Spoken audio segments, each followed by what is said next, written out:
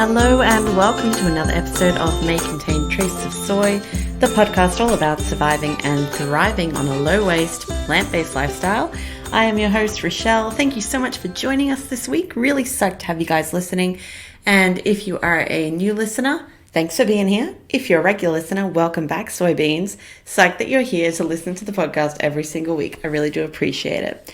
If you are new around here, you won't know this, but we do shout outs on this show. So if you have a question, a topic you want covered, or if you just want to hit us up, tell us something, we'll do a shout out for you on the next show. You can hit us up on Instagram. We are at May Contain Traces of Soy, or on Facebook, and we'll do a shout out for you on that next show. So this week I actually was absent last week. I was an absentee from my own podcast. Very bad behavior. I've just been really stressed and I did not get around to it, which is no excuse. I promise it will be weekly from here on out until overwhelm overtakes me again and I just don't do it. So, wait for that to happen. Don't know what to tell you. It's really good though to be back on this week. I've got a whole bunch of ideas and I've got some interviews lined up. So I'm psyched to be bringing you guys some more content. And we are kind of smack bang in the middle of the third season now. So I'm really psyched to be here. But I should let you know that I am in the middle of organizing a big move. If you're a regular listener, you'll know that we moved down to Tassie last year to live here instead of in Brisbane in Queensland. And it's way too cold for me. It's the middle of winter here now, and I just can't hack it, my friends. So we are going back to Queensland. We're going to go to the Gold Coast. We're going to go somewhere warm and live by the ocean and really enjoy that because it's going to be lovely. But yeah, I will be stressing out trying to get everything done for that move, which is going to be mega intense because once again, we are shedding all of the belongings in our life. Now, if you are a regular listener, you'll know that I went through a bit of a minimalist phase for a while back in 2020 when I was doing the podcast. There are 2 great episodes to check out if you're interested in minimalism and, paring down your belongings, simplifying your life. There's one that is episode 3 and it's called Minimalism with a friend of mine who is an extreme minimalist. That's Angelique Christopher. She has her own podcast called The Christopher Cult and you can go check that out too. I'm going to link it in the show notes. But she talks through some really interesting points about minimalism, how to approach it. Now, Angelique, I think when she did that episode, only had a mattress and 1 box of belongings and a suitcase. So she's a pretty extreme minimalist. I have never been that extreme, never been that extreme. We had about 8 boxes that come down here with us. When we're heading back, I am looking forward to only having 2 boxes of belongings and 1 suitcase. So watch out, bitch. I'm coming for you. But getting back on point, the other one that you can go check out is called Spring Clean Your Life. And it's talking about not just paring down your belongings and getting rid of miscellaneous items around your home, but also going through all the things in your life, all the habits that you have, friends that you have, hobbies that you have, working out what doesn't serve you anymore and letting go of that, with grace. So if that's something that you're interested in learning more about, you can go and check out those 2 episodes. I'm going to link them in today's show notes. But let's move right on now to this week's episode. Really excited to have you guys here this week because I've planned this one for a little while and I just think it's a really good one to do. And it's something that I'm kind of interested in myself. So this week we are going to be talking about 7 fruits, vegetables, and legumes that can replace your meat in your dishes. So this is not going to, first up, I just want to say, I'm not going to do things like cover soy and tofu and tempura and lentils. We know that, we all know that stuff is heavy in a vegan diet, heavy in a vegetarian diet. And I feel like it would be a waste of your time to talk about those things because you guys are not stupid. So you already know about that stuff. Plus there's a lot of resources. But what I want to talk about is some of the other vegetables, some that you will have heard about, but maybe not know all the uses, some that you might not have used before that can be used to replicate the texture of meat with a little bit of creative cooking. So we're going to jump right into that now. And before we do, I just want to acknowledge that pretty much all of these vegetables were not native to white Western cultures, and they have been, stolen from other cultures. Where I did find relevant information, I did talk about it within each of these vegetables as I go through the topics, but there is going to be some stuff that I have missed, and just know that I'm doing my best and I'm always on a path to educate myself a little bit more about how my whiteness affects my veganism and how I should acknowledge that. So if you guys do have any interesting stuff that you want to share about these vegetables or about the history of different meat alternatives, I would love for you to jump into a conversation with me on Instagram. I am very open to hear it. And it's also not your job to educate me if you don't want to. But yeah, I just thought I'd get that out of the way first. All right, so straight off the bat, let's talk about jackfruit. This is a popular one. If you guys have been around the vegan or vegetarian community for a while, or if you're even just a bit of a foodie, you probably do know about jackfruit and its use to replicate different types of meat as a substitute. But jackfruit is a tropical fruit tree that grows in Asia, Africa, India, and South America, and it's been a common ingredient in these nations for hundreds of years, but recently got picked up by Western, vegan food influencers. The actual fruit itself is quite large, with these little pods inside, which are called the flesh. And that is what you use in your cooking. So here in Australia, I haven't encountered much jackfruit in fruit and veggie stores, although I'm sure it is carried in some of the stores. But what we mostly see is rinsed jackfruit in a can. When you go to buy that for vegan cooking, try and get rinsed jackfruit that is in water in the can and not in any kind of flavored, any kind of flavored syrup or flavored water, because you want to try and basically eliminate a lot of the flavor from the jackfruit itself, because we're trying to replicate a meat flavor. So definitely look for one that's in water and not in brine or, anything like that. And then you want to rinse that out. And jackfruit itself, this, little fleshy pod thing, it's kind of got the consistency. The sizes are kind of in bite-sized chunks already with jackfruit, which is quite cool. It has the consistency sort of a fleshy kind of chicken, but like a cooked stringy sort of chicken. So it works really well for replicating barbecue pork or, chicken or turkey. You can use it to make chicken nuggets. I've seen so much different stuff done with it. It's really impressive the way people get creative with this kind of cooking, and I love to see it. But what I would say in preparing jackfruit is that you want to get it, in water and not in brine firstly, but make sure that you rinse it well once you do get it out of the can. And then I would recommend soaking it in the flavor stock that you're trying to replicate. So there are vegan chicken stocks, there's vegan beef stock, all of that kind of thing. So if you're going for a chicken or a turkey kind of flavor, soak it a little bit in that stock, then rinse it out again and let it dry out a little bit, because it's going to soak up some of those flavors.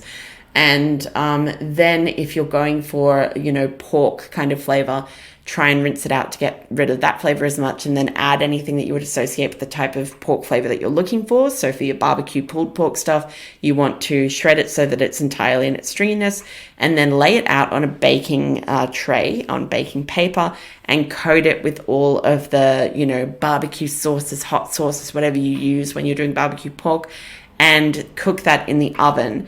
And you'll get this kind of like lovely, crispy, somewhat caramelized, but also still quite sloppy sort of like barbecue pork sort of effect, which is really nice on little barbecue pork burgers, sandwiches, that kind of thing.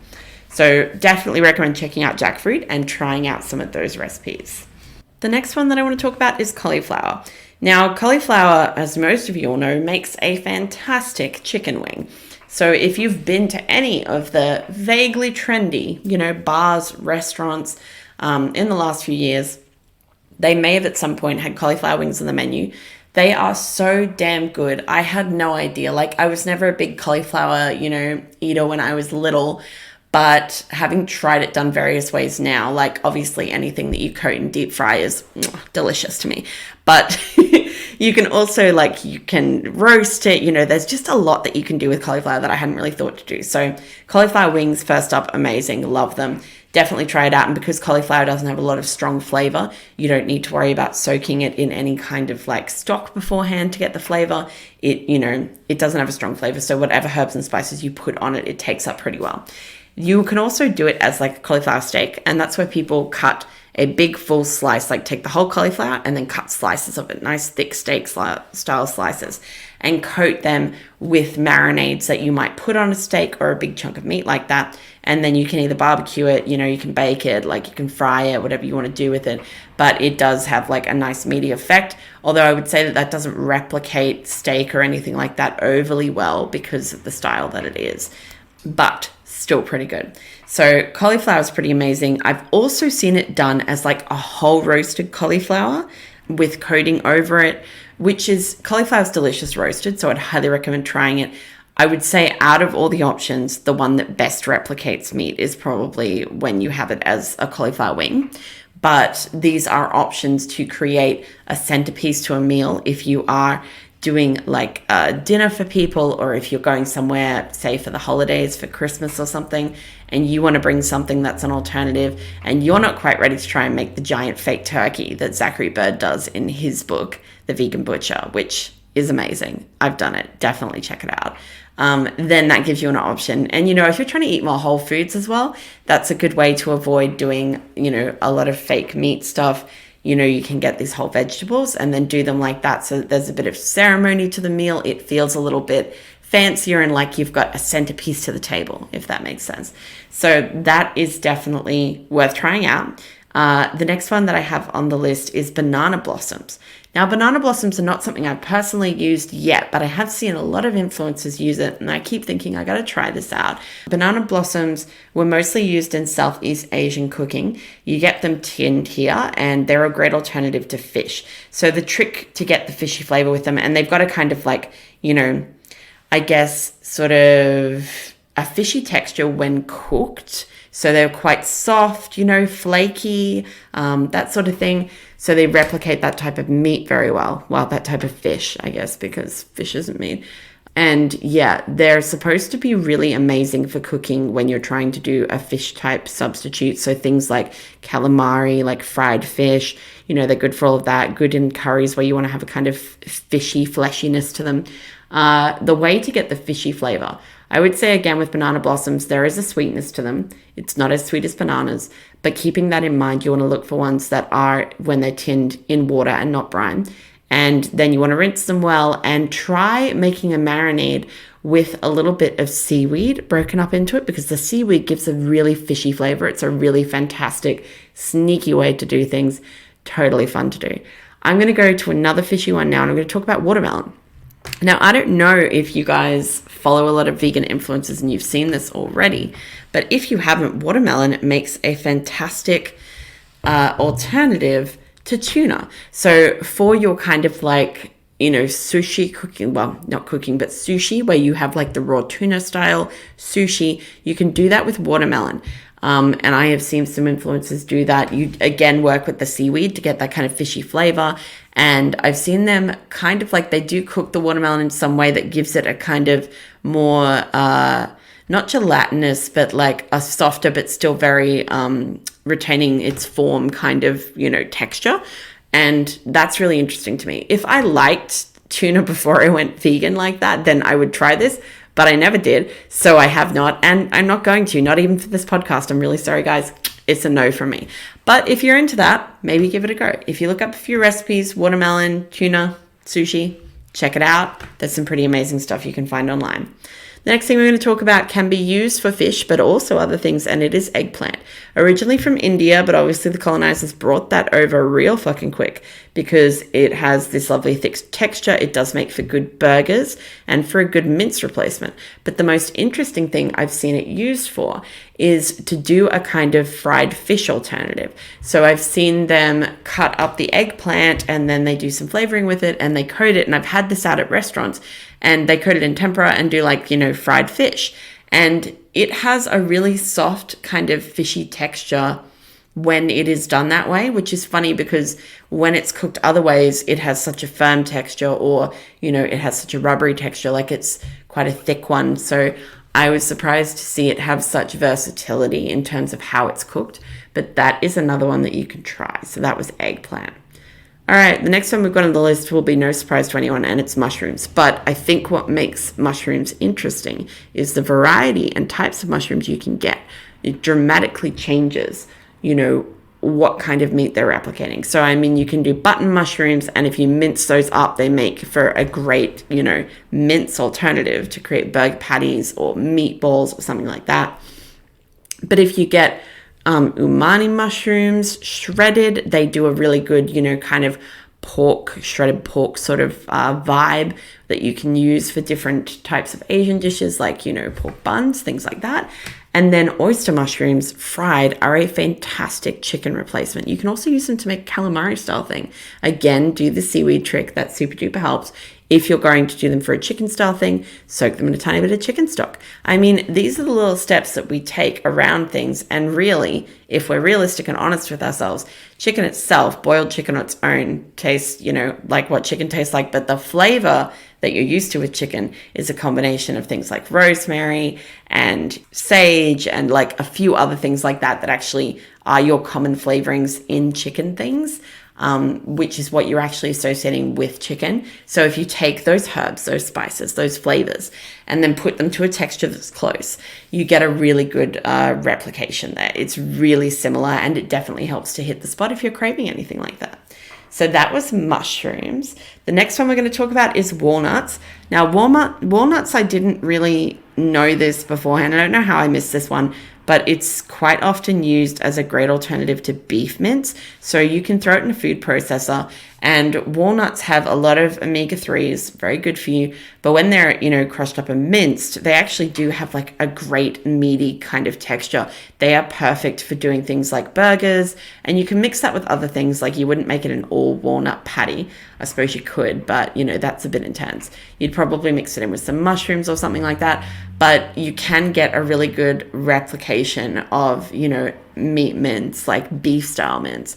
And then you can use that in any recipes where you might have used beef mince beforehand. So it's a really great swap out if you want to try one of the recipes you're used to, but you want to just change over to a plant-based alternative without going to the plant-based meat section at the supermarket and buying the fake beef mince.